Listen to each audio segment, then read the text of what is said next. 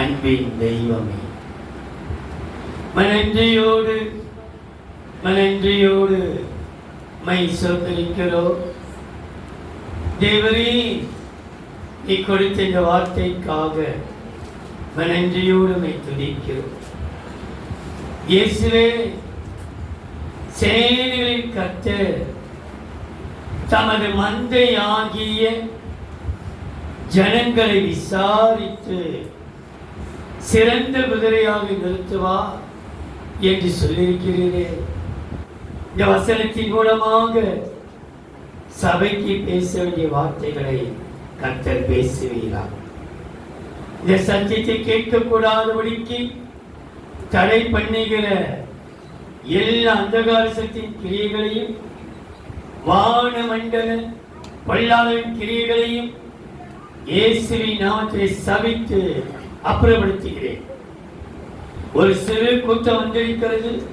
இந்த சிறு கூட்டத்தை கூட வசனத்தை கேட்கக்கூடாதபடிக்கு தடை செய்கிற தூக்க மயக்கங்கள், நீர் விசாரங்கள், எண்ணங்களை சிதறடிக்கிற காரியங்களை இயேசுவின் நாமத்திலே அழிக்கிறேன். கர்த்தாவே, ஆவியானவர் விடுதலையோடு உலாவி வருவீராக. யாரோடு நீ பேச நீ சித்தம் கொண்டிருக்கிறீரோ அவர்கள் அழைத்துக் கொண்டு வந்திருக்கிறீர். அவர்களோடு நீ பேசும். அவருடைய இறைச்சி திறந்தடும், மனதை திறந்தடும். கர்த்தர் பெரிய காரியத்தை செய்யும். வேளாமத்தை மேம்படுத்திக் கொள்ளும். இயேசுவின் நாமத்தில் பிதாவே. சேனைகளின் கர்த்தர் தமது மந்தையாகிய அவர்களை சிறந்த குதிரையாக நிறுத்துவார். அவர்கள் ஏனென்றால் இந்த குதிரை என்று ஒரு சந்தர்ப்பத்திலே கூட நம்ம தியானித்தது நமக்கு நன்கு தெரியும். ஏனென்றால் இந்த வெளிப்படத்திலே வாசிக்க வேண்டாம். 6ஆம் அதிகாரம் 2ஆம் வசனத்திலே வெள்ளை குதிரையை உட்கார்ந்து கொண்டிருக்கிறவர் ஜெயிக்கிறவனாகவும் ஜெயிப்பவனாகவும் புறப்படுகிறான் என்று ஒரு சந்தர்ப்பத்தை தியானித்தோம்.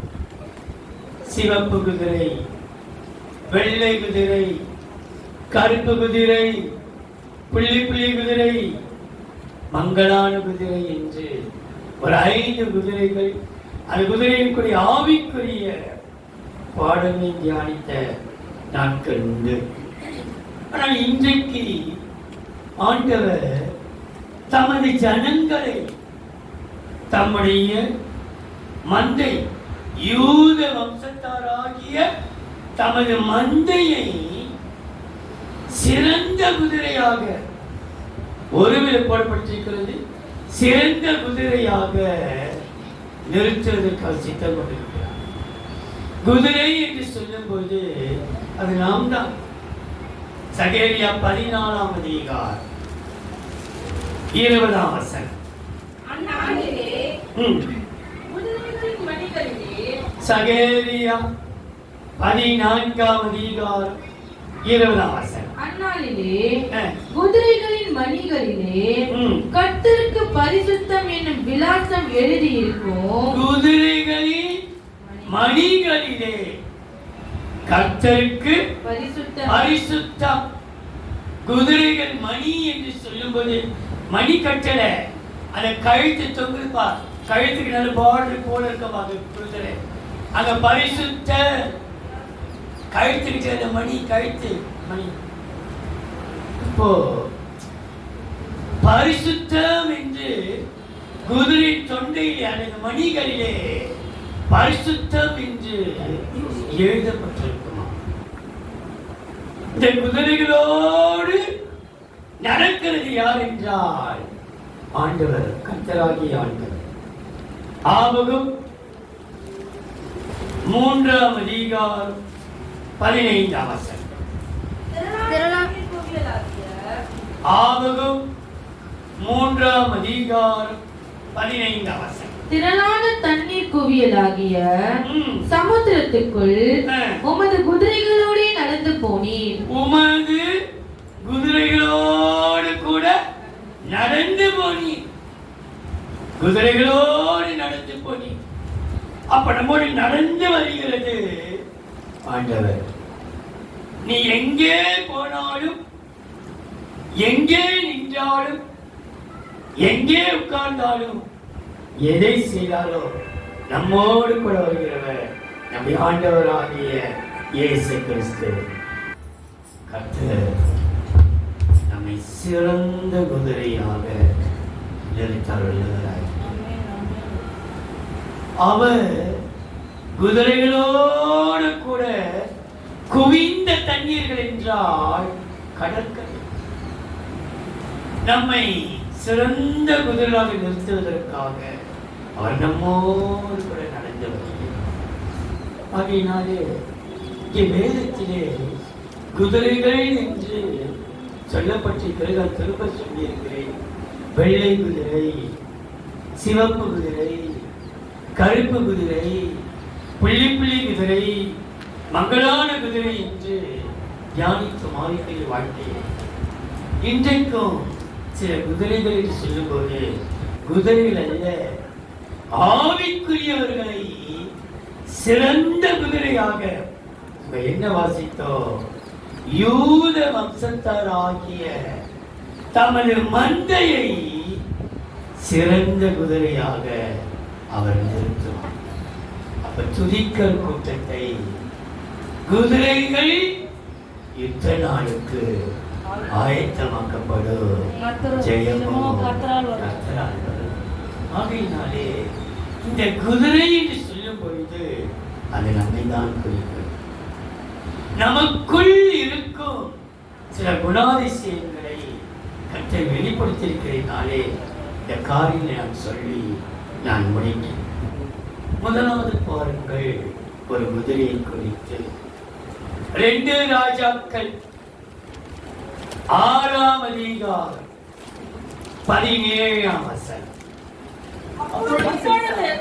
அப்பொழுது எலிசா 2 ராஜாக்கள் 6ஆம் அதிகாரம் 17ஆம் வசனம். அப்பொழுது எலிசா விண்ணப்பம் பண்ணி, கர்த்தாவே, இவன் பார்க்கும்படி. விண்ணப்பம் பண்ணுகிறவன் சொல்லுகிறான். பாருங்கள், விண்ணப்பம் பண்ணுகிற ஒரு தீர்க்கதரிசி எலிசா கர்த்தரை நோக்கி விண்ணப்பம் பண்ணி, கர்த்தாவே, கர்த்தாவே, இவன் பார்க்கும்படி, இவன் பார்க்கும்படி, இவன் கண்களை திறந்தருளோ, இவன் கண்களை திறந்தருளோ என்றான்.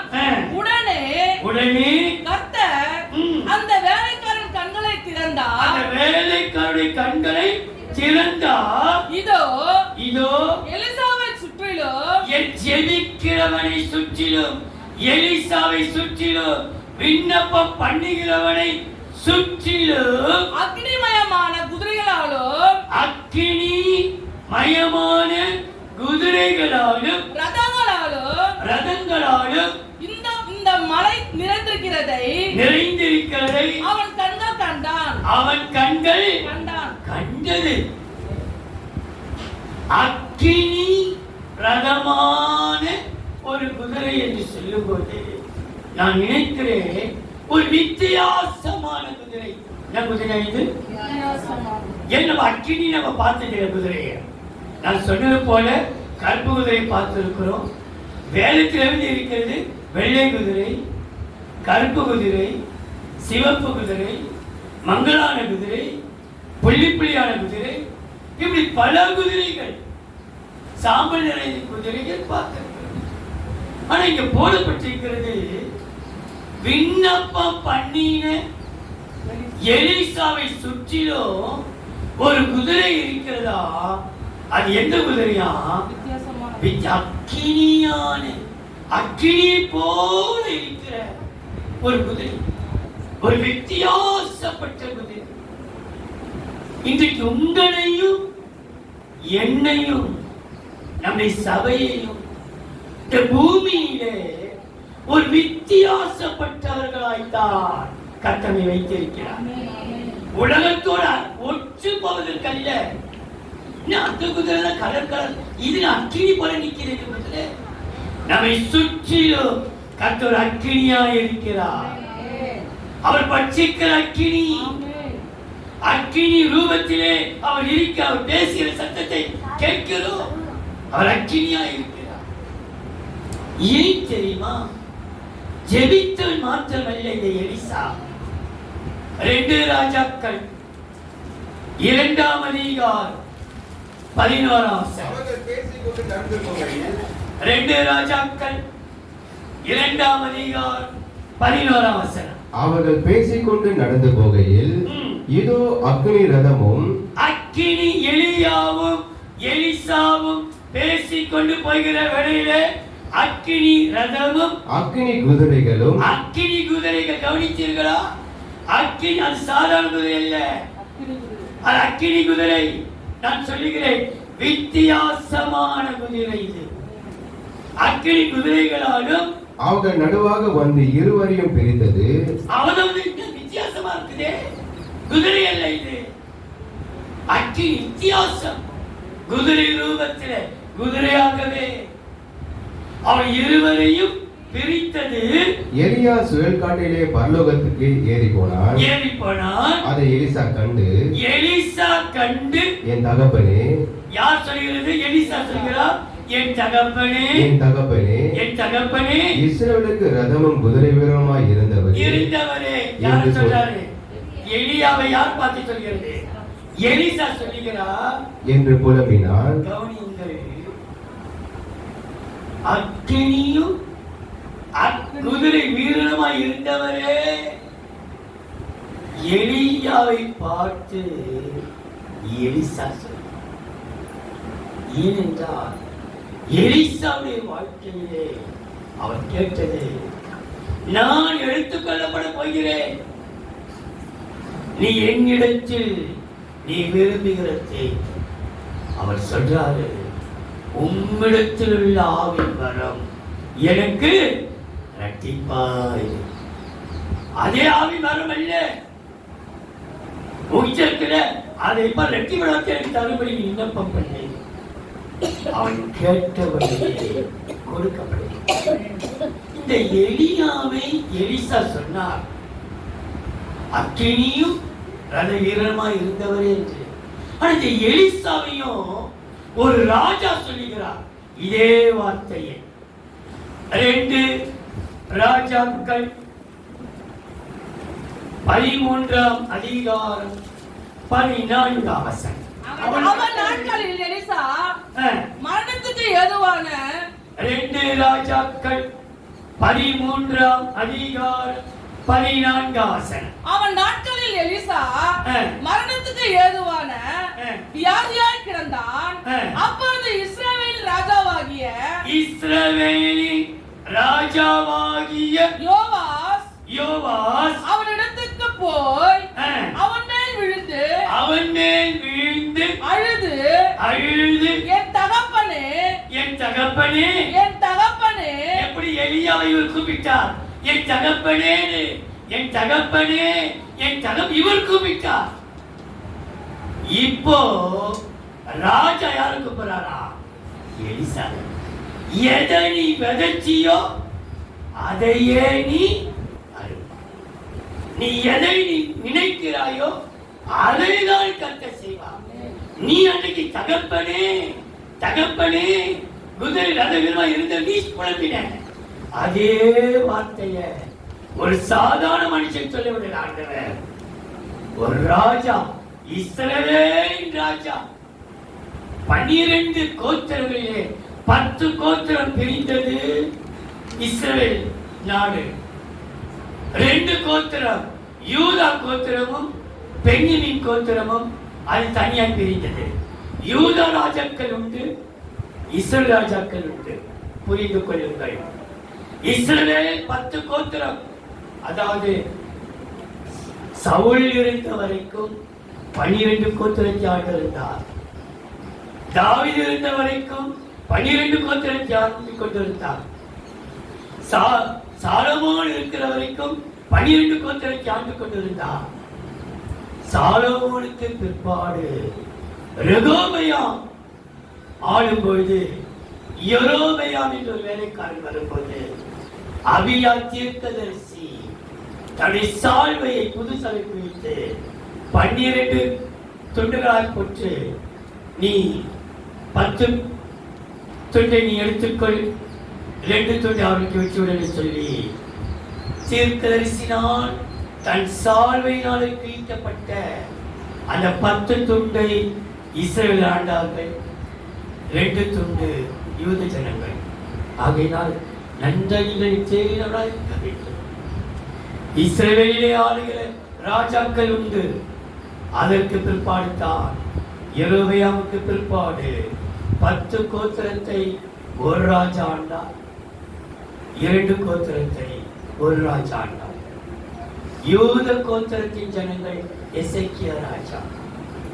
இப்படி பல ராஜாக்கள் பிரிந்தார்கள். நீங்கள் படிக்கும்போது அறிந்து கொள்ளுங்கள்.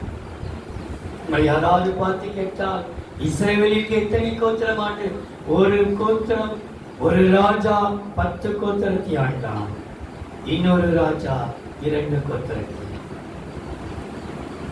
யூதாவின் கோத்திரம் யோசபாத். இவரெல்லாம் துதிக்கிற ராஜாக்கள். அவர்களெல்லாம் 10 கோத்திரத்தை தேடி வந்தார்கள். உங்களுக்கு அடைக்கல் எனக்கு வேண்டும் என்று சொல்லி. எதற்கு சொல்லின்றால் நீங்கள் பாடல்கள் கற்றுக்கொள்ள வேண்டும். இங்கே போடப்பட்டிருக்கிறது இஸ்ரவேலின் ராஜா என்றால் 10 கோத்திரத்தை ஆளக்கூடியவன் என்று. எலிசாவை பார்த்து, என் தகப்பனே, என் தகப்பனே, இஸ்ரவேலுக்கு ரதமும் இஸ்ரவேலுக்கு ரதமும் குதிரை வீரருமாய் இருந்தவரே. இந்த வார்த்தை யார் சொன்னது? எலிசா யாரை பற்றி சொன்னார்? எலியாவை. இன்னைக்கு எலியா கடந்து போனார். எலிசாவை ராஜாக்கள் எப்படி அழைக்கிறார்கள்? தகப்பனே, நீ இஸ்ரவேலே ரதமும் அக்கினி ரதங்களாய் இருக்கிறவரே.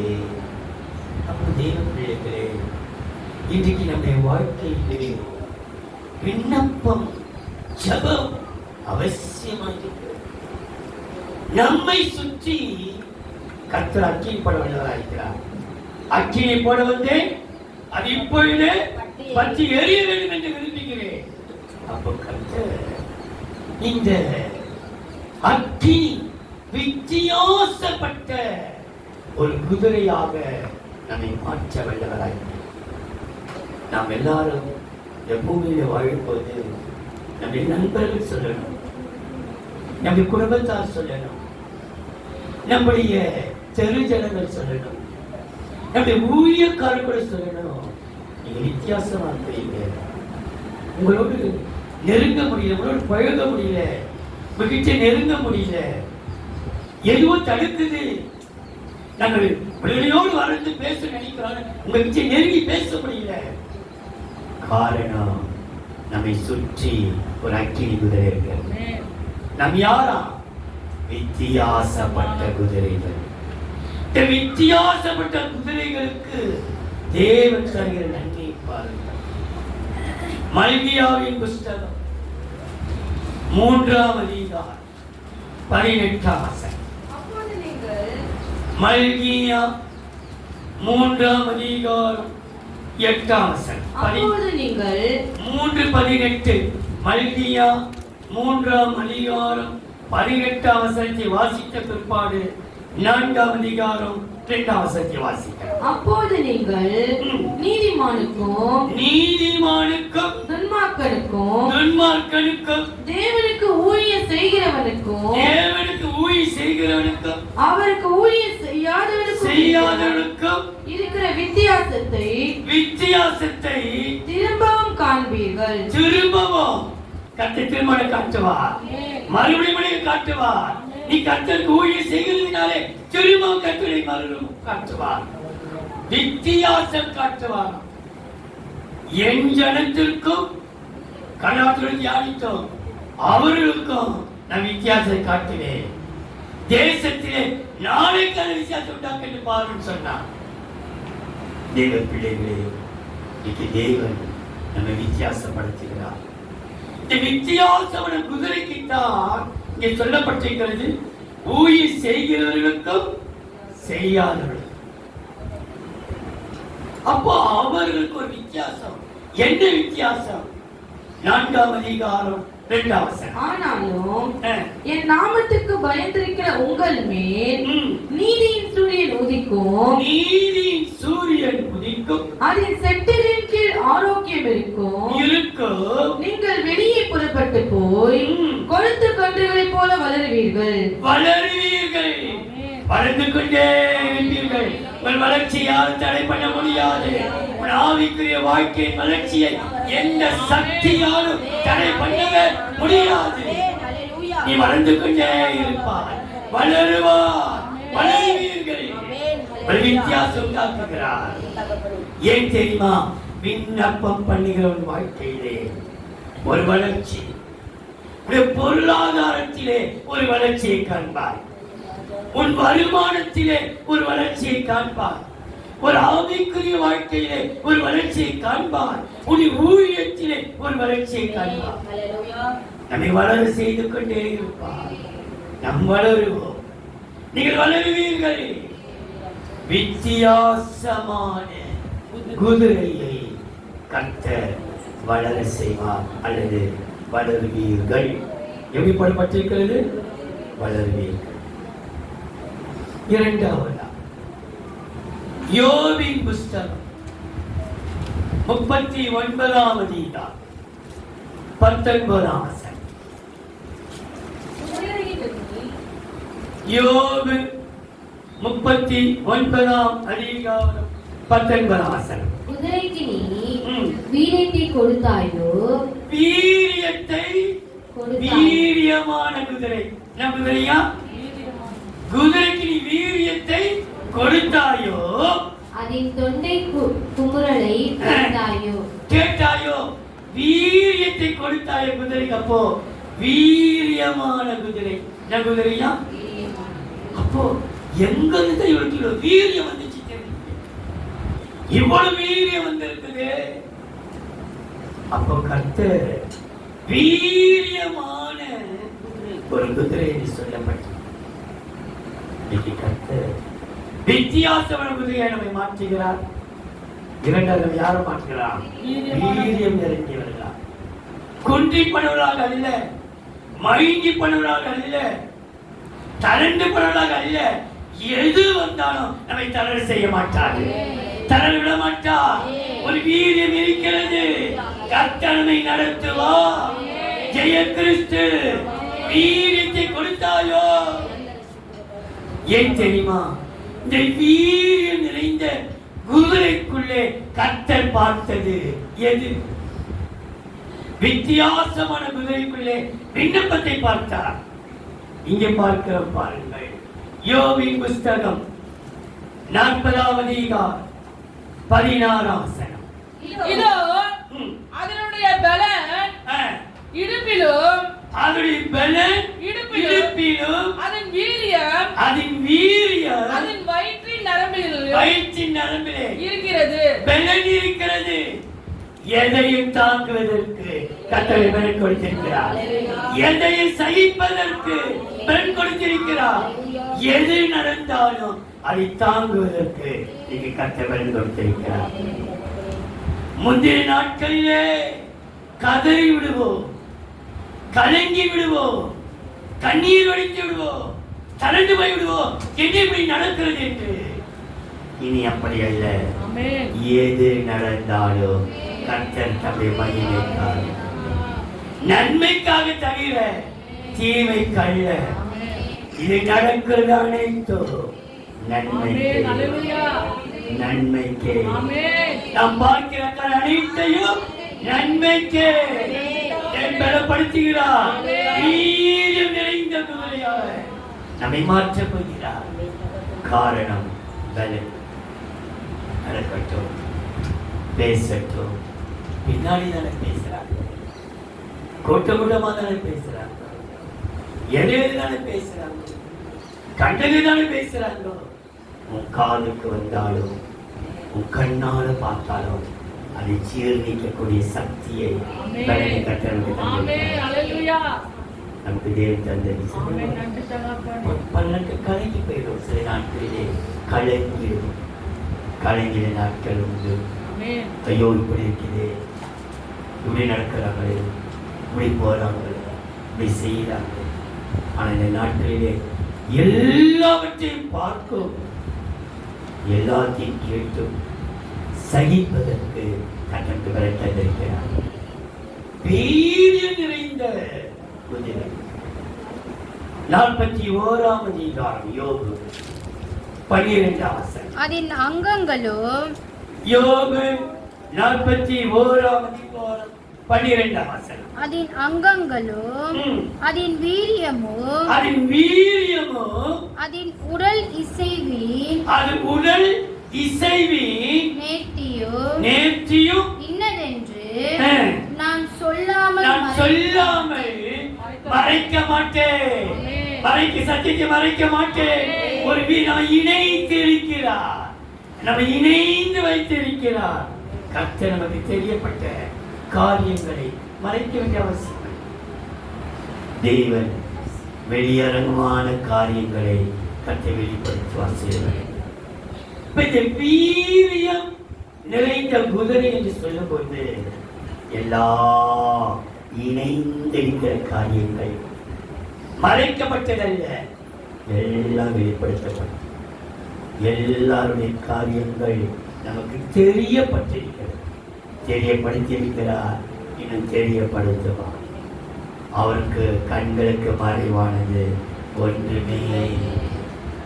கர்த்தர் இந்த பலப்படுத்தப்பட்ட மக்களை வீரியம் நிறைந்த குதிரைகளாக நிறுத்துகிறார். இந்த வீரியம் நிறைந்த குதிரைக்கு தேவன் செய்த நன்மை பாருங்கள். ஏசாயாவின் புஸ்தகம் 37ஆம் அதிகாரம் 29-30. ஏசாயா 37ஆம் அதிகாரம் 29-30. நீ எனக்கு விரோதமாய் கொந்தளித்து வீரியம் பேசினது என் செவிகளில் ஏறினபடியினாலே நான் என் துரட்டை உன் மூக்கிலும் என் கடிவாளத்தை உன் வாயிலும் போட்டு நீ வந்த வழியே உன்னை திரும்ப பண்ணுவேன். உனக்கு அடையாளமாய் இருப்பது என்னவென்றால், கவனி, வீரியமாய் இருக்கிற உன்னை, உனக்கு எல்லாத்தையும் சகித்துக் கொண்டு பலப்பட்டுக் கொண்டிருக்கிறாயே, உனக்கு அடையாளமாய் இருக்கிறது என்னவென்றால், இந்த வருஷத்திலே தப்பி பயிராகிறதையும் தப்பி பயிரே வரக்கூடாது அழிச்ச நினைச்சார்கள். ஒண்ணுமே நடக்க நினைச்சார்கள். ஆனால் தப்பிடுச்சு. தப்பி பயிராகிறதையும், அப்போ வெள்ளம் அழிக்க பார்த்தது பயிர, நெருப்பு அழிக்க பார்த்தது பயிர, வெட்டுக்கிளிகளும் காட்டு கிளிகளும் இப்படி சில காரியங்கள், பெருச்சாளிகளும் சிறிய எலிகளும் பயிரை வளர விடாதபடிக்கு தடுக்க பார்த்தது. ஆனாலும் தப்பி பயிராகிறதை 2ஆம் வருஷத்திலே தானாய் விளைகிறதையும் சாப்பிடுவீர்கள். 3ஆம் வருஷத்திலோ விதைத்து அறுத்து திராட்சை தோட்டங்களை நாட்டி அவைகளின் கனிகளை புசிப்பீர்கள். சாப்பிடுவீர்கள், புசிப்பீர்கள். வித்தியாசமான குதிரையாய் வளருவீர்கள். வளர்ச்சியை தடுக்க முடியாது. வீரியம் நிறைந்த குதிரையை புசிப்பீர்கள், சாப்பிடுவீர்கள், புசித்துக் கொண்டே இருப்பீர்கள். உங்களுக்கு ஒரு குறை கட்ட வைக்க மாட்டார். உங்களுக்கு ஒரு நன்மை குறைப்படாது. கர்த்தர் புசிப்பு வைப்பார். புசிப்பீர்கள், வளருவீர்கள். உங்கள் வளர்ச்சி 2வது புசிக்கும். காரணம், வித்தியாசமான குதிரையை வளருவீர்கள், வீரியமான குதிரையை புசிப்பீர்கள். 3. நீதிமொழிகள் 30ஆம் அதிகாரம் 29ஆம் வசனம். வினோதமாய் அடிவைத்து நடக்கிறவைகள் நீதிமொழிகள் 30ஆம் அதிகாரம் 29 வாசித்த பிற்பாடு 31 வாசிக்கலாம். வினோதமாய் அடி வைத்து நடக்கிறவைகள் என்னவா இது? வினோதமாய் அடியெடுத்து வைக்கிற நடக்கிறவைகள் மூன்றுண்டு. வினோத நடையுள்ளவைகள் 4 உண்டு. வினோத நடையுள்ளவைகள் 4 உண்டு. 31 போர் குதிரை. என்ன குதிரையா? போர் குதிரை. வினோதமான குதிரை. அது அடியெடுத்து வச்சாலே வினோதமா இருக்குதே. இவங்க பேச்சு, இவங்க பேசுறது எனக்கு வினோதமா இருக்குது. இவங்க நடக்குது வினோதமா இருக்குது. நம்மை பார்த்து சொல்வார்கள், எங்களுக்கு ஒன்றும் புரியல, என்னமோ வினோதமா சொல்றாரு, வினோதமா பேசுறாரு. தேவன் நம்மை வினோதமான போர் குதிரை. அப்ப இந்த குதிரை என்னன்னா வினோதமான குதிரை, வித்தியாசமான குதிரை, வீரியமான குதிரை. வீரியமான குதிரை, வினோதமான குதிரை. வினோதமான குதிரை. வினோதமான அடி வைக்கிறது 4 உண்டு. வினோதமானவைகள் 3 உண்டு என்று சொல்லி போர் குதிரையை முன்ன வைக்கிறார். அப்ப கர்த்தர் நம்முடைய குதிரையை நம்ம எப்படி மாற்றினார்? வினோதம் உள்ளவர்களா. எல்லாரும் ஆச்சரியப்படுவார், வினோதமா தெய்வ காரியம், வினோதமா இருக்கிறது. கர்த்தர் நம்மை வினோதமாய் மாற்ற. இந்த வினோதமான குதிரை என்று சொல்லும் பொழுது அங்க காட்டுகிற காரியங்கள் என்னென்றால், அந்த அதே அதிகாரத்தில் சிங்கத்தை சொல்லு, பின்னிடையாத சிங்கம், பின்வாங்காதவர்கள். எந்த துணை வரட்டும், நான் கர்த்தருக்காக முன்னணிப்பேன், நான் பின்வாங்கவே மாட்டேன், பின்வாங்க மாட்டேன். இயேசுவின் பின்னே போக துணிந்தேன், பின்னோக்கே நான் பின்வாங்கவே மாட்டேன். அப்போ தேவன் இந்த வினோதமான இந்த குதிரைக்கு தேவன் செய்கிற காரியத்தை பாருங்கள். 2 நாளாகவும் 32ஆம் அதிகாரம் 27 எசேக்கியாவுக்கு மிகுதியான ஐஸ்வர்யமும் கனமும் உண்டாயிருந்தது. வெள்ளியும் பொன்னும் ரத்தினங்களும் கந்தவர்க்கங்களும் கேடகங்களும் வினோதமான ஆபரணங்களும். எந்த ஆபரணம் இல்ல, வினோதமான ஆபரணங்களும் வைக்கும்படியான பொக்கிஷ சாலை அவனுக்கு இருந்தது. வினோதமான ஆபரணங்கள், நீங்க பார்க்காத வினோதமாய் கர்த்தர் சில ஆபரணங்கள் நீங்கள் பெறுவீர்கள், வளருவீர்கள், புசிப்பீர்கள். இங்க போடப்பட்டிருக்கிறது பெறுவீர்கள். எப்படி பெற்றுக்கொண்டோம் பாருங்கள். யாத்திராகமம் 35ஆம் அதிகாரம் 32 33. யாத்திராகமம் 35ஆம் அதிகாரம் 32 33. ரத்தினங்களை முத்திரை வெட்டாக வெட்டி பதிக்கவும் மரத்தில் சித்திரை வேலை செய்து சகல வினோதமான வேலைகளை செய்யவும். சகல வினோதமான வேலைகளை, வினோதமான பொருட்கள், வினோதமான வேலையை செய்யவும். அவனுக்கு ஞானத்தையும் புத்தியையும் அறிவையும்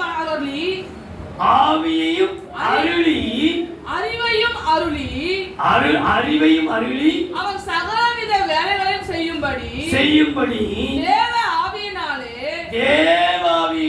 அவனை நிரப்பினார். யார் நிரப்பினது? கர்த்தர் நிரப்பினார். அப்ப கர்த்தரே நிரப்பி வினோதமான குதிரையை கர்த்தர் நிரப்பினார் என்றால் நீ பெற்றுக்கொள்வார். நீதான் பெறுவ. வினோதமான ஆபரணங்களை பெற்றுக்கொள்வார். வினோதமான ஐஸ்வர்யத்தை பெற்றுக் கொள்வாய், கனத்தை பெற்றுக் கொள்வாய், மகிமை பெற்றுக் கொள்வாய், ஞானம், புத்தி, அறிவு எல்லாத்தையும் பெற்றுக் கொள்வாய். ஒரே காரணம், பின்வாங்காதவர்கள். நான் பின்வாங்குவாய், என்ன நடக்கட்டும் பின்னிடையாதவர்கள். தேவ பிள்ளைகளே, தேவன் நம்மை சிறந்த குதிரையாக எழுதினார். வித்தியாசமான குதிரை, வீரியம் நிறைந்த குதிரை, வினோதமான குதிரையாக மாற்றி நம்மை பெறுவீர்கள். கிரீடத்தை பெறுவீர்கள், பொக்கிஷத்தை பெறுவீர்கள், ஞானத்தின் ஆவியை பெறுவீர்கள். எல்லாமே வினோதமான. நான்காவது ஏசாயாவின் புஸ்தகம் 63ஆம் அதிகாரம் 13ஆம் வசனம். நடக்கிறது போல ஏசாயா 63ஆம் அதிகாரம் 13ஆம் வசனம். ஒரு குதிரை வளர்ந்த வெளியிலே நடக்கிறது போல, வனாந்திர வெளியிலே நடக்கிறது போல, அவர்கள் இடராதபடிக்கு அவர்களை ஆழங்களில் நடக்க பண்ணினவர் எங்கே? ஆழங்களில் நடக்க பண்ணினவர் எங்கே? ஆழமான சத்தியங்களில் நடக்க பண்ணினவர் எங்கே? வனாந்தரத்தில் இருந்த குதிரை, வனாந்தரத்தில் இருந்த குதிரை. அப்படின்றால் வனாந்தரமான குதிரை. நம்ம வனாந்தரத்தில் இருக்கிறோம், வெறிச்சோடி கிடக்கிறோம், ஒன்றுமில்லாத சூழ்நிலை, வறட்சியா இருக்கிறோம், தரித்த நிலையில் இருக்கிறோம். ஏன்னா நம்மை சுற்றி எல்லாமே ஒரு வறண்ட வாழ்க்கை, வனாந்தரத்தை போல இருக்கிறது. ஆனாலும் கர்த்தர் வனாந்தரத்திலே குதிரையை நடத்தினவர் எங்கே? குதிரை அங்கே போடப்பட்டது வனாந்தர குதிரை. இன்னைக்கு நம்முடைய வாழ்க்கையிலே ஒரு வனாந்தரம் தான். நமக்கு இது ஒண்ணு இல்லை, என்ன செய்ய போகிறோம் என்று தெரியல. ஆனாலும் மனாந்திரத்தையும் கர்த்தர் செழிப்பாக்குவார். செழிப்பீர்கள், புசிப்பீர்கள், வளருவீர்கள், பெறுவீர்கள். செழிப்பீர்கள். எப்படி செழிப்பீர்கள்? ஆழங்களில் நடக்கும். ஆழத்துக்குள்ள கடந்து செல்வோம். என்ன நடந்தாலும் சத்தியத்திற்கு விலகாது, மனம் தளராதே. ஆழத்துக்குள்ள கடந்து செல்வோம், ஆழமான சத்தியத்துக்குள் கடந்து செல்வோம். கர்த்தர் வெளிப்படுத்த இன்னும் சொல்லிக்கொண்டே இருக்கிறேன். நம்ம பேசுவோம். ஆனா கர்த்தர் ஆழங்களில் நடக்க பண்ணினவர் எங்கே? நம் நடுவிலாக இருக்கிறார். இந்த வனாந்தரமான குதிரை என்றால் ஆழத்திலே கர்த்தர் நடத்துகிறார். பேதுரை பார்த்து சொன்னார், உன் படகை ஆழத்திலே தள்ளி கொண்டு போ, ஆழத்திலே தள்ளி கொண்டு போ. ஏசாயா 32ஆம் அதிகாரம் 16ஆம் வசனம். ஏசாயா 32:16. நியாயம் வாசமாயிருக்கும், செழிப்பான வயல்வெளியிலே நீதி தங்கி தரிக்கும். நீதி வனாந்திரத்திலே செழிப்பு. செழிப்பீர்கள். ஏசாயா 35ஆம் அதிகாரம் 1ஆம் வசனம்.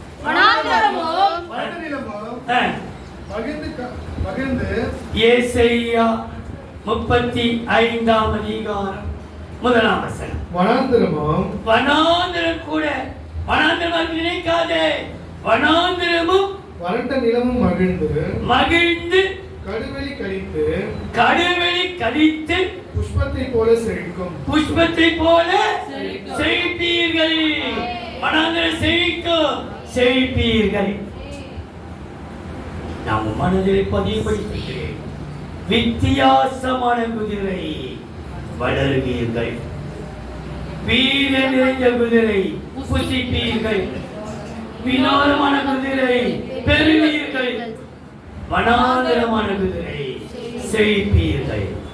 கடைசியா வெளிப்படுத்தல் விசேஷம் 9ஆம் அதிகாரம் 19ஆம் வசனம். அந்த குதிரைகளின் வெளிப்படுத்தல் 9ஆம் அதிகாரம் 19ஆம் வசனம். அந்த குதிரைகளின் அந்த குதிரைகளின் வல்லமை அவளுடைய வாயிலேயும் அவளுடைய வாயிலே. வல்லமையான குதிரை. என்ன குதிரையா? வாயிலே வல்லமை. உன் வாயை காத்துக்கொள். சபிப்பது இதே வாய்தான், ஆசீர்வதிப்பதும் இதே வாய்தான். ஒரு சந்தர்ப்பத்திலே ஒரு தாய் 1000, 100, 1000 வெள்ளிக்காசு சேர்த்து வச்சாங்க. நியாயாதிபதிகள் 17:1 இருக்கு. 17:1 இருக்குது, வாசிக்க வேண்டாம். ஒரு தாய் 1100 வெள்ளிக்காசு சேர்த்து வச்சாங்க. அது காணாம போயிடுச்சு. இப்ப சபிக்கிறான். 2ஆம் வசனம் சொல்கிறது, அவன் மகன், தாயே 1100 வெள்ளிக்காசு களவு போயிடுச்சு, என் காது பழனின செய்த சபி செய்ய, இந்தா உன் பணம் மனம் பண்ண அந்த 1100 பிடிச்சுக்கோ. சபிச்ச அதே வாய்ப்பை சொல்லு, என் மகனை நீ கர்த்தரா. இப்பதான் சபி. அப்பா அவன் என்ன நினைச்சா, நீ எடுத்திருக்க நினைச்ச, உன் பொண்டாட்டி எடுத்திருப்பா நினைச்சா. நான் சபிச்சேன். ஒரு நிமிஷத்துல சபிச்ச அதே வாய்னா சொல்லி போது கர்த்தர் ஆசீர்வதிக்கப்படுவாயாக. தேவ பிள்ளையே, வல்லமையான குதிரை உன் வாயின் வார்த்தை. இந்த வாயில காணப்பட்ட ஒரு 2 காரியத்தை சொல்லி முடிக்கிற பாருங்கள்.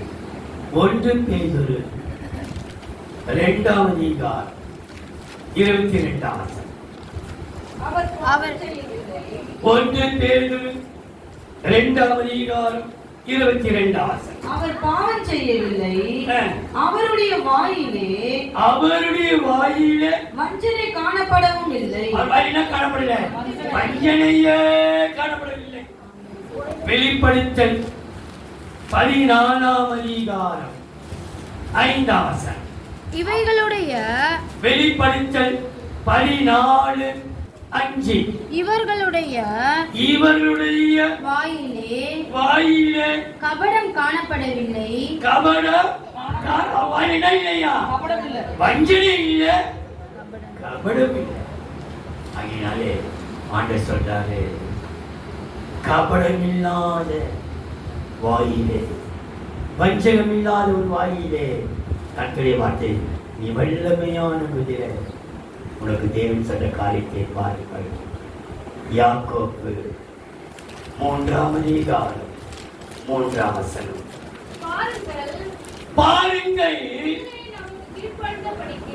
எதை பாருங்கள்? பாருங்கள், வல்லமையான குதிரையை உன்னை பார்க்க வைக்க போகிறார். நீ பார்க்காத காரியங்களை இந்த மாதத்திலே கர்த்தர் காட்ட போகிறார். முடிக்க போகிறோம். 9ஆவது நமக்கு முடிக்க வருகிறது. பார்க்காத காரியங்கள் கர்த்தர் காண வைக்க போகிறார். பாருங்கள், எதை பார்க்க சொன்னார்? கர்த்தர் வாக்குத்தத்தம் பண்ணாரே, கர்த்தர் வாக்குத்தத்தம் பண்ணினாரே. இந்த வருஷத்தின் வாக்குத்தத்தம் ஏசாயா 14:24 என்ன சொன்னாரு? நான் நினைத்திருக்கிறபடியே நடக்கும், நான் நிர்ணயித்தபடியே நிலைநிற்கும் என்று சேனையின் கர்த்தர் தமது பேரில் ஆணையிட்டு சொன்னார். நடக்கும். நீங்கள் பார்ப்பீர்கள்,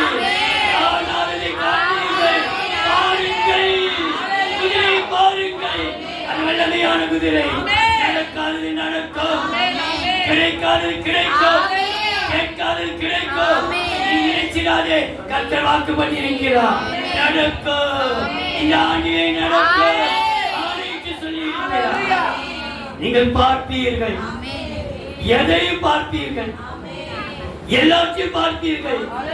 வறுமையை பார்த்திருக்கிறோம், வனாந்தரத்தை பார்க்கிறோம், வெறுமையை பார்க்கிறோம், ஒன்றுமில்லா சூழ்நிலை பார்க்கிறோம், எல்லாராலும் கைவிடப்பட்ட சூழ்நிலை பார்க்கிறோம். ஆனால் நிறைந்து வழிகிறதையும் நம் கண்ணால பார்க்கிறார். பாருங்கள், பார்ப்பீர்கள், வல்லமையான குதிரை பார்ப்பீர்கள். நான் வாயில மாத்திரம் கபட வேண்டாம், வாயில வஞ்சகம்,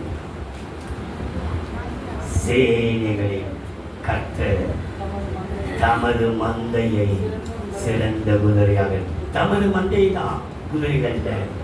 அப்ப சிறந்த குதிரைகள் யார் என்றால் வித்தியாசமான குதிரைகள் வளருவீர்கள், வீரியம் நிறைந்த குதிரைகள் புசிப்பீர்கள், வினோதமான குதிரைகள் பெறுவீர்கள், வனாந்தரமான குதிரைகள் செழிப்பீர்கள், வல்லமையான குதிரைகள்